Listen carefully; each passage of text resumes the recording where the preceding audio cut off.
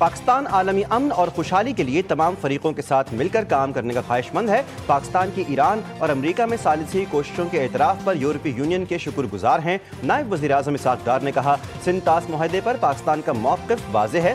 یورپی یونین کی خارجہ امور کمیٹی کے سربراہ کیا کلاس نے کہا کہ پاکستان کی عالمی امن کے لیے کوششیں قابل تعریف ہیں۔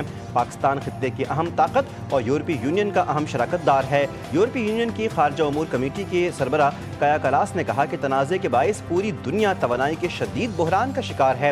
موجودہ عالمی حالات میں مستقل جنگ بندی اور مذاکرات کا تسلسل ناگزیر ہے۔ پاکستان اور یورپی یونین کے درمیان شراکت داری کے فروغ پر اتفاق 8ویں اسٹریٹجک مذاکرات میں باہمی تعلقات کو مضبوط بنانے کے عزم کا اظہار۔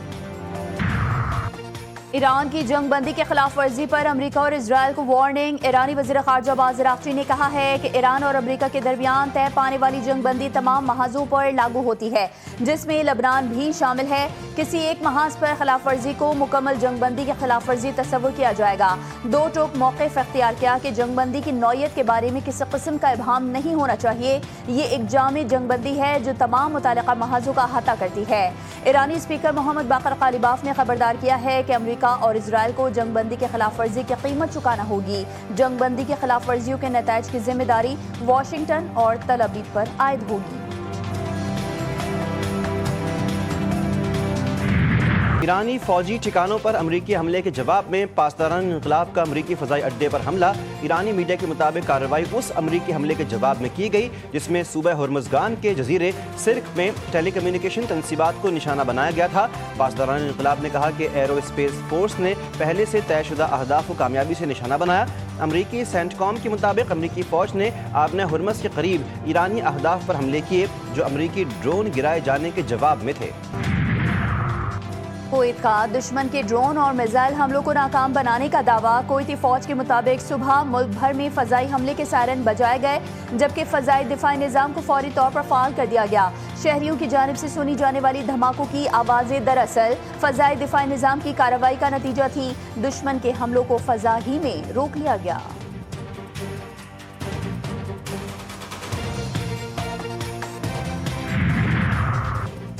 فرانس نے روسی تیل بردار ٹینکر بحر اوقیانوس میں روک لیا۔ کمانڈوز نے ہیلی کاپٹروں سے اتر کر جہاز کا معائنہ کیا۔ فرانسیسی حکام کے مطابق جہاز کے دستاویزات کی جانچ کے دوران اس کے زیر استعمال پرچم میں بے ضابطگیوں کے شواہد ملے۔ فرانسیسی صدر میکرون نے سوشل میڈیا پر ویڈیو جاری کر دی۔ روس نے کارروائی کو غیر قانونی قرار دے دیا۔ فرانس اور برطانیہ نے کہا کہ وہ روس کی نام نہاد شیڈو فلیٹ کے خلاف کارروائیاں جاری رکھیں گے۔ گلگت بلتستان میں پاکستان پیپلز پارٹی کی سیاسی پوزیشن کمزور۔ چیئرمین پاکستان پیپلز پارٹی بلاول بھٹو زرداری نے شگر میں انتخابی جلسے سے خطاب میں کہا، گلگت بلتستان اور آزاد کشمیر کی وزارتیں ختم کی جائیں۔ گلگت کا فیصلہ اسلام آباد میں بیٹھا بابو نہیں آپ کریں۔ ہمارا مطالبہ ہے کہ گلگت بلتستان میں صاف اور شفاف الیکشن ہو۔ پوری پی ڈی ایم اے کو ناراض کر کے آپ کے پاس آیا تھا، ایک بار پھر یہاں آپ کا ساتھ مانگنے آیا ہوں۔ پچھلے الیکشن میں پیپلز پارٹی سے 9 سیٹیں چھینی گئیں۔ انتخابات میں فارم 45 کا بندوبست آپ نے کرنا ہے، فارم 47 کا بندوبست میں خود کروں گا۔ پیپلز پارٹی نے ہمیشہ پسماندہ طبقوں کی نمائندگی کی ہے، کسی سے کوئی حمایت نہیں مانگی، نہ کبھی کہا کہ سلیکٹ کیا جائے۔ ایران نے حق دفاع پر یورپی یونین کے اعتراض کو منافقانہ قرار دے دیا۔ ایرانی وزارت خارجہ کے ترجمان اسماعیل بقائی نے کہا کہ یورپی یونین کو بین الاقوامی قانون، اقوام متحدہ کے چارٹر اور قانون کی حکمرانی کے اصولوں پر قائم رہنا چاہیے۔ خطے کی صورتحال پر بات کرتے ہوئے اسماعیل بقائی نے کہا کہ اعتماد کے فقدان اور لبنان کے حوالے سے امریکہ اور اسرائیل کی مسلسل بدلتی پالیسیوں نے سفارتی عمل کو سست کر دیا ہے۔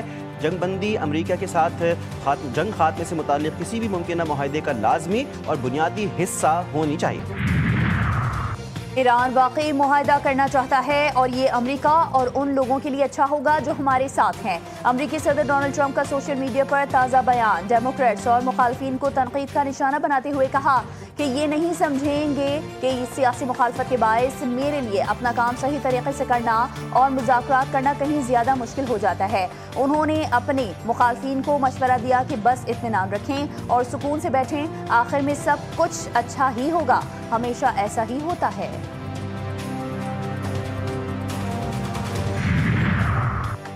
مشرق وسطی کی کشیدہ صورتحال، عالمی منڈی میں خام تیل کی قیمتوں میں ایک بار پھر ریکارڈ اضافہ، برنٹ خام تیل کی قیمت $93 فی بیرل ہو گئی، WTI خام تیل اور UAE مربن خام تیل کی قیمتیں بھی بڑھ کر $90 فی بیرل تک پہنچ گئیں۔ بجٹ 2026 عوام کے لیے کڑوی گولی، 220 ارب روپے کے ٹیکسز کا سونامی، عوام کی ریلیف کی امیدیں بہہ گئیں۔ IMF کا GST 18 سے بڑھا کر 19% کرنے پر زور، سولر پینلز اور الیکٹرک گاڑیاں مہنگی ہونے کا امکان۔ IMF کی تجویز پر EVs اور ہائیبرڈ گاڑیوں پر جنرل سیلز ٹیکس میں بھاری اضافے کی تجویز زیر غور، گاڑیوں کی قیمتیں بڑھ سکتی ہیں۔ حکومت اور IMF کے درمیان آئندہ مالی سال کے بجٹ کے حوالے سے مذاکرات مکمل ہو گئے۔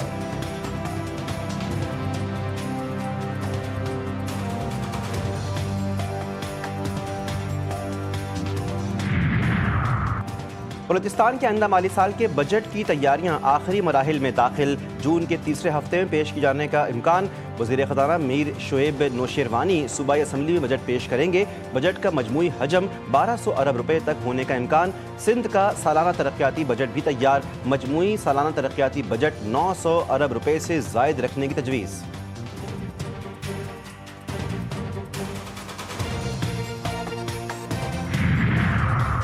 LPG گیس کی فی کلو قیمت میں ₹4.95 اضافہ، نئے قیمت فی کلو ₹308.76 مقرر۔ جون کے لیے LPG سلنڈر کی قیمت ₹3643.41 مقرر۔ 11.8 کلو گرام کا گھریلو سلنڈر ₹58.51 مہنگا، اوگرا نے نوٹیفیکیشن جاری کر دیا۔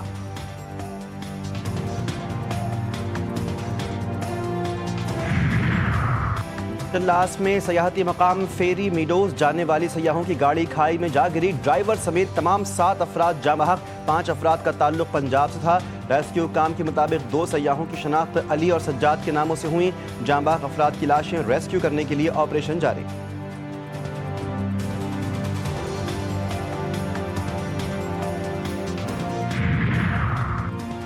کراچی میں ڈیفنس فیز 8 میں SSP عرفان سمو کے گھر ڈکیتی کا واقعہ، واردات کے وقت SSP عرفان سمو بنگلے پر موجود نہیں تھے، ڈاکو اہل خانہ کو یرغمال بنا کر گھر سے قیمتی سامان لوٹ کر فرار۔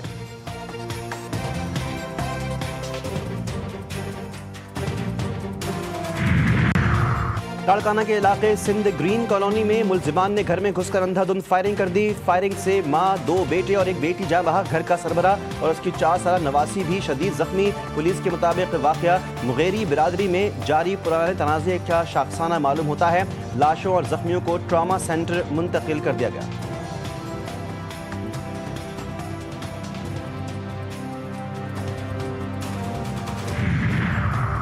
قلعہ عبداللہ میں میزئی اڈا بازار میں فائرنگ کے نتیجے میں 5 افراد جاں بحق، حملہ آور فائرنگ کے بعد فرار، لاشوں کو میزئی ٹراما سینٹر منتقل کر دیا گیا۔ واقعے کے خلاف لواحقین سراپا احتجاج، کوئٹہ چمن شاہراہ پر دھرنا دے دیا، روڈ بلاک۔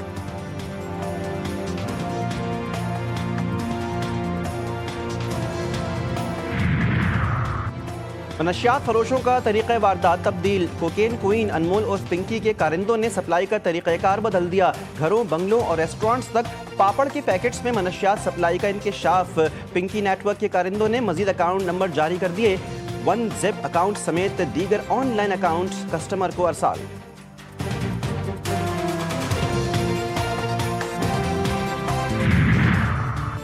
کراچی میں بجلی کی بندش سے الیکٹرک بس سروس بھی متاثر، مہران ڈپو پر PMT خراب، الیکٹرک بس کے 3 روٹس معطل، حکام کے مطابق عید کے دوسرے روز سے بجلی کی فراہمی معطل۔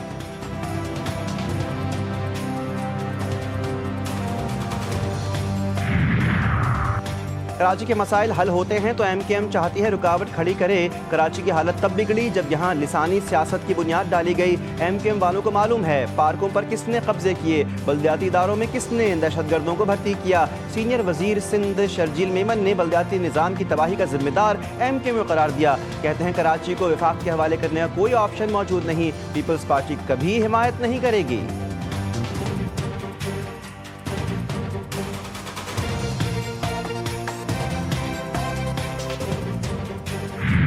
اسلام آباد میں مارکیٹس کے اوقات کار میں نرمی کی مدت ختم، آج سے مارکیٹس رات 8 بجے بند ہوں گی، انتظامیہ نے نوٹیفیکیشن جاری کر دیا۔ پنجاب اور بلوچستان میں بھی نرمی کا آج آخری روز، سندھ اور خیبر پختونخوا پہلے ہی مارکیٹس جلد بند کرنے کا دوبارہ اعلان کر چکے ہیں۔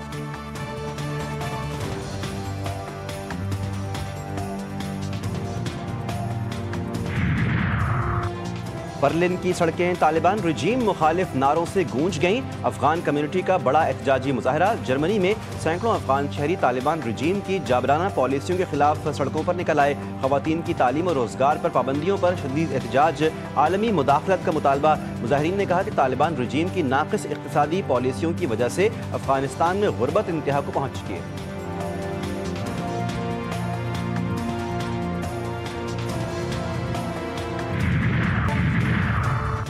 انمول ہے یقیناً ماں باپ کی محبت، وہ خوش نصیب ہے جو پاتا ہے ان کی شفقت۔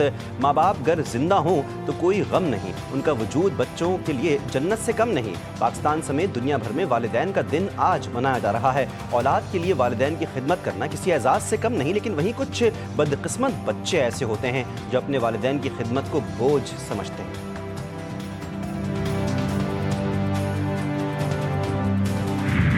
اور معروف شاعر اور نغمہ نگار ریاض الرحمان ساغر کو مداحوں سے بچھڑے 13 برس بیت گئے۔ انہوں نے 2000 سے زائد فلمی گیت لکھے۔ ریاض الرحمان نے محبت، جدائی اور وطن کی خوشبو کو لفظوں میں سمویا۔ متعدد فلموں کی کہانیاں بھی تحریر کی۔